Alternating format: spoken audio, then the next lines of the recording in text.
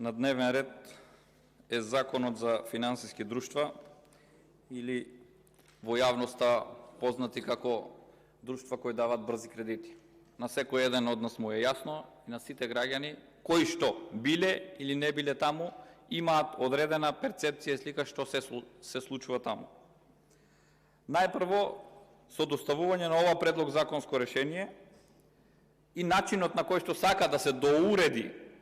ова дејност, има одредени позитивни работи, меѓутоа има многу нејаснотии со кои што граѓаните повторно се оставаат во должничко робство доколку пристапат на користење на ваквите услуги. Имено делот каде што се зголемува основицата за основање на овие друштва е во ред, меѓутоа прашањето е зошто да не се регулира преку Народна банка на Република Македонија, односно да бидат регулирани и регистрирани и контрола да им врши Министерството за финансии, бидејќи во секој дел, односно на некој начин вршат промет, односно даваат, пласираат кредити. Тоа е едно од прашањата. И понатаму, во самиот член 1 од ова предлог законско решение, во членот 1 вели, во Законот за финансиски друштва, службен вестник, натаму во членот 2, во ставот 2, по зборот друштва се додаваат зборовите и законот кој ја регулира стечајната постапка. По ставот 3 се додава нов став 4 кој што гласи, цитирам: на договорите за потрошувачки кредит се применуваат одредбите од Законот за заштита на потрошувачите при договори за потрошувачки кредит, доколку со овој закон поинаку не е уредено. Сега, согласно Законот за потрошувачите при договори за потрошувачки кредит, доколку може заменик министерот да ни објасни дека во ова предлог законско решение во членот 19, после членот 19 имаме 9а и вели потрошувачки кредити, цитирам, во ставот 1: финансиското друштво не смее да склучи договор за потрошувачки кредит ако со договорот или поврзани услуги е утврден надоместок или повеќе надоместоци кои не влегуваат во пресметката на годишна стапка на вкупни трошоци, кои не влегуваат во пресметката на годишна стапка на вкупни трошоци, а кои самостојно или во комбинација со било кој друг надоместок надминуваат или може да надминат 60% од износот на одобрениот кредит. Значи, кои не влегуваат во пресметката за годишна стапка на вкупни трошоци. А согласно законот за потрошувачите при договори за потрошувачки кредит, во членот 20 се вели: пресметка на годишна стапка за вкупните трошоци. Ставот 1: годишната стапка на вкупни трошоци се пресметува според методологија пропишана од Советот на Народна банка на Република Македонија.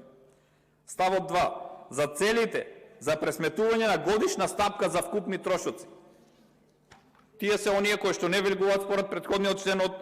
актуелниот предлог закон. Вкупните трошоци на кредитот за потрошувачот треба да бидат определени со исклучок на трошоците што ги плаќа потрошувачот за непочитување на обврските од договорот за кредит и други трошоци кои е должен да ги плати без разлика дали трансакцијата се врши во готово или на кредит, освен куповната цена за набавка на стоки или услуги. Дополнително, во членот 20а во истиот закон вели: годишна стапка на вкупни трошоци, дефиницијата претходно ја прочитавме, може да биде најмногу 5 пати повисока од стапката на законската казнена камата утврдена согласно со Закон за облигациони односи за договорите во кои барем едно лице не е трговец. 5 пати односно 5 пати од стапката на законска казнена камата. Ако не се лажам, не е некаде околу 12-13%. Тоа значи не повеќе од 60 до 65%. И дополнително, бидејќи овде не влегуваат согласно членот 9а и другите 60% од износот на одобрениот кредит, дали согласно ова законско решение се озаконува лихварството и на овие финансиски друштва им се даваат одврзани раце согласно закон да продуцираат над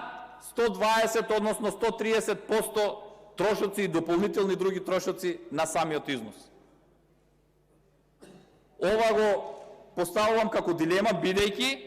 самиот закон се повикува на овој законско решение, а во ова законско решение имаме одредби кои што ви ги цитирав. И со тоа, ако вкупно ги земеме сите овие трошоци, се доаѓа до една бројка од над 120 или 130% трошоци по однос на одобрените средства. Затоа, за да не се најдеме во ситуација на нејасноти, доколку може да ги разграничи заменик министерот, да ни ги објасни овие ставки, дали има некоја друга можност за регулирање на ова или станува збор за озаконување на лихварството. Бидејќи, внимавајте, ако помине вака, секое финансиско друштво ќе се повика на ова законско решение, ќе се повика на овие одредби, бидејќи во самиот закон си е јасно и децидно наведено.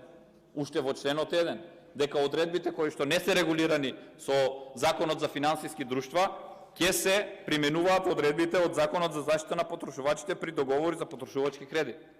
А ви прочитав што пишува во овие членови. Со ова, повторно граѓаните кои што знаат или кои што пристапиле на земање на одредени финансиски средства од овие финансиски друштва, најголемиот дел завршуваат во финансиско, односно должничко робство. Затоа, додека е време да ги разјасниме овие термини и да не после се најдеме во ситуација да треба да се прават автентични толкувања на одредбите од ова законско решение, на што се однесувале овие трошоци, кои што не влегуваат во вкупните трошоци. Затоа потенцирав во членот 9а во потрошувачки кредити вели надоместоци кои не влегуваат во пресметката на годишната стапка на вкупни трошоци, а годишната стапка на вкупни трошоци согласно постојното законско решение може да биде најмногу 5 пати од казнената камата, законската казнена камата. Ова се огромни трошоци и во принцип и во реалноста сите граѓани се свесни дека многукратно се надминуваат износите кои што истите ги земаат и постојано се жалат дека враќаат само камата. Но не секој може финансиски да ги разграничи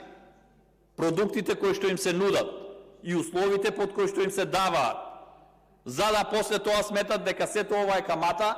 не знаејќи дека ова се всушност други годишни вкупни трошоци. И затоа повикувам да се разјасни ова колизија на одредби, или е согласно објаснувањето кое што го дадов, или станува збор за колизија на одредби помеѓу две законски решенија, за кои што понатаму ќе треба да се дообјаснуваме што се сакало да се каже, односно што била намерата на законодавецот при носењето, а секако по предлог на Министерството за финансии. И уште еднаш ќе повикам, дали според Министерството не е подобра варијанта овие финансиски друштва да бидат регулирани преку Народната банка на Република Македонија, бидејќи се финансиски друштва кои што пласираат финансиски средства, односно даваат кредити со што граѓаните повторно како услови мораат да ги исполнуваат дел од условите кои што треба да ги имаат во комерцијалните банки. Да, ова е олеснет начин на пристап до финансиски средства, меѓутоа најчесто граѓаните заглавуваат во должничко робство со овие финансиски инструменти. За да се заштитат, сето ова треба подетално да се регулира и ова што го потенцирав, сметам дека озаконување на 130%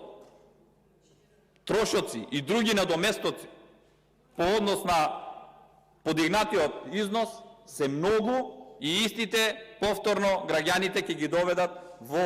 пресметка на целокупните финансиски средства кои што ги враќаат неколкукратно повеќе од оние кои што ги зеле. Благодарам.